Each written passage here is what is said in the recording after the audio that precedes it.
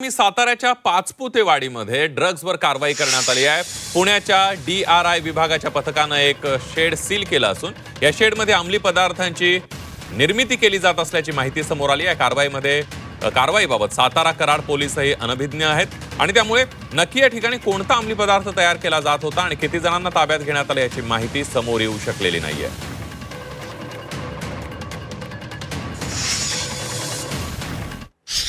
Drugs का सापडत आहे हा प्रश्न वारंवार उपस्थित झाला। आज आमच्या उपनेत्या शिवसेनेच्या सुषमा अंधारे यांनी पण तो प्रश्न उपस्थित केलेला आहे। साताऱ्यामध्ये शेकडो कोटीचं हजारो कोटीचं ड्रग्स सातत्यानं सापडत आहे आणि महाराष्ट्राच्या निवडणुकामध्ये ड्रग्सचा पैसा खेळवला जातो। आता याचे सूत्रधार कोण साताऱ्यातले हे तुम्ही शोधलं पाहिजे, हे पोलिसांनी शोधलं पाहिजे। मुंबईचे पोलीस जातात आणि पहिली कारवाई करतात, गुजरातचे पोलीस येतात आणि दुसरी कारवाई करतात, बरोबर आहे। सातारचे पोलीस जे आहेत, सातारचं पोलीस दल जे आहे ते काय झोपा काढते का?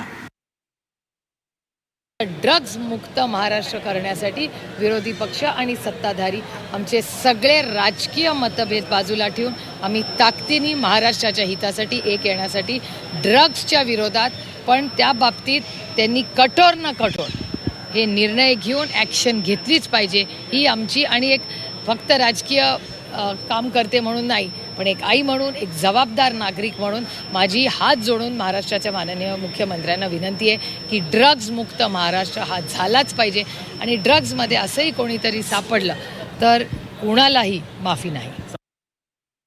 तंबाखू मुक्तीचा असेल, व्यसनमुक्तीचा असेल, या सगळ्यावर शासन खूप मोठं काम करते आणि त्याचाच भाग म्हणून आपण बघितलं असेल की अशा मोठ्या मोठ्या कारवाया होत आहेत। खास करून आज साताऱ्यात झालेली कारवाई त्याचं प्रतीक आहे। भविष्यामध्ये या सगळ्यांच्याकडून जे बेकायदेशीर तंबाखू विक्री असेल किंवा ड्रग्सचा विषय असेल त्याच्यावर खूप कडक कारवाई या निमित्तानं करण्याचं धोरण शासनाचं आहे। त्या अनुषंगाने कारवाई होते आणि अशा सगळ्या बेकायदेशीर कृत्यांना आळा बसला पाहिजे। त्यासाठी शासनानं आणि खास करून संबंधित व्यवस्थेनं, पोलीस यंत्रणेनं खूप ताकदीनं काम करावं लागेल।